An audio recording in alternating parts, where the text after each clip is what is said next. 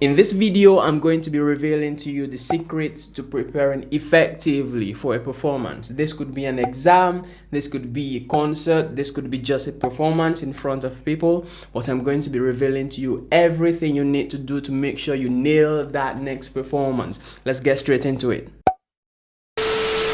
Very excited to have you here. If this is your first time here, I give beginners and intermediate violinists the skills, the secrets, the tutorials you need to take your playing to that next level. So if you would be interested in that type of content, this is the time for you to hit that subscribe button right there, turn on the notification so you're notified anytime a video from this channel comes up, which is going to be every week. Let's get straight into it.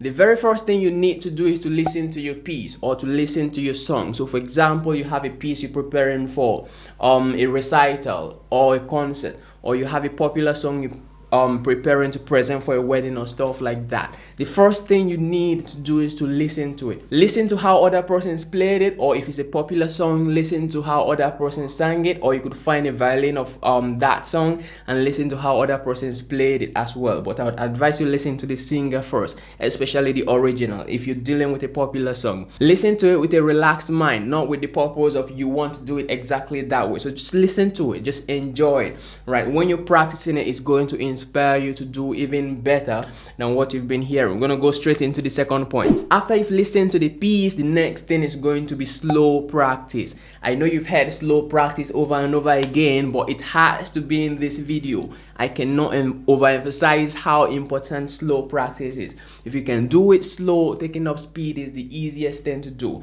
So break down your piece, right? You could go even quarter of the speed, right? Or you could go half of the speed, right, of the original piece or the song you plan to do. What this is going to do is to train every finger and every bow movement to know what they're supposed to do at every point of the song or piece. So when it gets to the original piece, they already know that and they could go faster. Especially if you're dealing with something fast. In fact, you want to bring it down to learn every piece of it before you try to take up speed. If you do not do this and you move past this slow practice phase, you might be getting the notes correctly, but it's never going to sound clean, right? It's going to sound rushy. You're going to have squeaks and all that type of stuff in there, which you do not want for a clean presentation. Say you're preparing for an exam or you're preparing for a recital. You want it clean. Slow practice has to be there for you to get that goal. Let's move on to the next point. Right, so in this point, as you're doing your slow practice, this is another thing you're going to add to that: isolation. By isolation, I mean cutting out those trouble spots. Not really cutting out, but marking those trouble spots, those parts of the passage or parts of the song you're having challenge with. Isolate those, right? And still use that slow practice to practice just those sections of it. It's very important if you have a difficult passage, or if you have a difficult couple of lines or a difficult phrase in a popular song that you're preparing to present for persons, right? Target just those sections.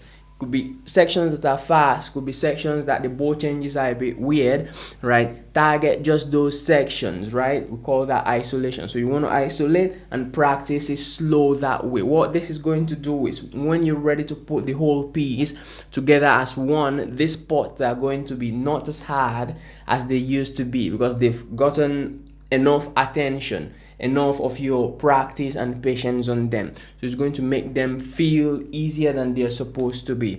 Let's move on to the next point. Good. So having listened to your piece, started your slow practice, started isolating the trouble spots you might be having in the piece, the next thing is to set a consistent practice routine. By consistent, I do not mean 5 hours a day and every day. No, I mean even if you're doing 30 minutes or 1 hour a day, make sure that's consistent. Instead of doing 3 hours for one day and then the next time you do it will be next week, don't do that, right? You could do 45 minutes each day, right? That's going to be way more effective than sitting down for 3 hours and you don't touch the instrument again until the next week, right? So plan your practice that way. Consistency is key when it comes to this. Even if you're not able to do every day of the week, you could do 3 days a week. Let's say you're doing 1 hour for each of the days and then next week you do 3 days a week again. It's very important you keep to that. If you add slow practice isolation and this consistency to your practice and preparation for that performance is going to amaze you how easy that concert or that presentation or even exam is going to be. I'm going to give you a few more points that's going to take it to that next level. Let's do that. Before we go any further, I have good news for you. If you've been struggling to play a popular song, you listen to them, but you can't quite figure out what notes are within it, and when you go to look for the sheet, most of the time it's not correct, right? It's not exactly what you're hearing in the song, or it's in a different key. Do not worry no more, because I've made that easy for you. I've listened to the songs, gotten the notes out of them, and put it all together for you. So you have notes to 20 of the most popular songs you need to know if you want to start playing for weddings, if you want to start playing for friends and family. Songs that they can relate to are key to do that. This is different from your classical repertoire. So if you want to start playing in public, you need to know about the songs. I'm talking about songs like Thinking Out Loud, Perfect by Ed Sheeran, Can't Help Falling in Love with You, and much more you're going to find. You're going to find notes, you're going to find sheet, you're going to find play along, you're going to find a tutorial of me teaching you how to do it, and some other things I add to it to make it even more beautiful. That is now available in the description right there. So after this video, go in the description and make sure you have your hands on that. You're going to thank me later once you get this. Let's get back into the video. This next point is all about timeline. Set a timeline for when you expect to finish practicing, right? By finish practicing, I mean finish learning the piece, finish putting the piece together, or finish putting the song together, going from start to finish without any mistake. Put that to be about 2 to 3 months from the exam, or 2 to 3 months from the performance, or 2 to 3 months from when you expect to play that song to persons. This is what that's going to do. If you have 2 months ahead of that presentation and you've already finished your piece, what this is going to do is give you space to hear exactly what you sound like, how you intend to phrase, how you intend to express yourself, how you intend to carry yourself on the stage. Things that you're not going to be thinking of when you're concerned about what note is in the piece, right? So once you finish that and you have this 2 months, in fact, this is another good time for you to memorize. In most cases, by the time you finish your piece, you're halfway through the memorization. So that's not going to be that much of a problem if you do it this way. So have those 2 months to play over those pieces. You're going to understand the importance of this in the next point coming up just now, why you need this time on the instrument. Before we go any further, if you've not subscribed, this is the best time for you to do that, to be a part of this channel, so when videos like this come up, you do not miss any piece of it. So hit that subscribe button right there.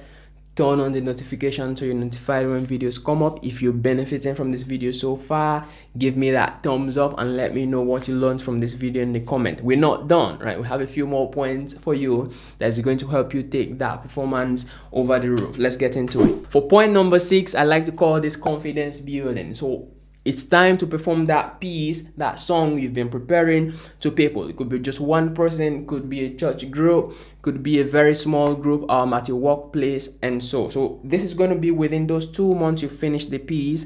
This is going to be you demonstrating what you've done in front of people to start building your confidence of presenting that piece or presenting that exam song. It's very, very important. Let's say you get in about 5 to 10 of this before you actually present. It's going to build your confidence even more.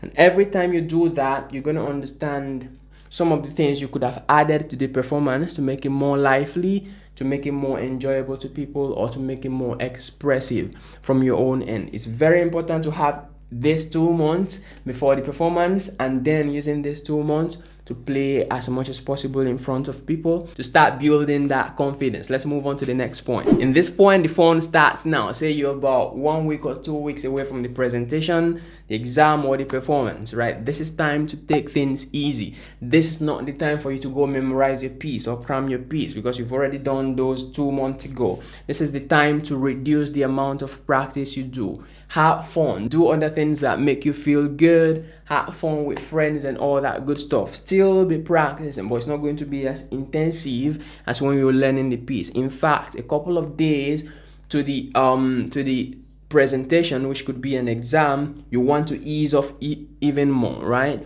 Day to the exam, I would advise not to do too much practice as well. Get enough sleep, rest, have fun that particular day, have enough sleep. Let's move on to the final point, which is you having fun on that stage. Be it a song, be it a wedding you have to play for a couple, be it an exam. It's just another performance. That's how I want to see it at that point. Make sure that you have fun. Make sure that you express yourself. Whatever happens on stage, make sure that you're demonstrating that, yes, you know what you're doing and you're having fun. The next thing for you to do is to watch the other video I made about performance anxiety. If you've not seen it, it's going to come up on the screen right now. It's showing you every secret you need to know to beat stage fright. So when you get on that stage, you own the stage like nobody has done before, right? So after this one, it's gonna come up just now. Go ahead and watch that one. Go do the practice. Make sure you subscribe to this channel so you do not miss contents like this, and I'm going to see you in the next video.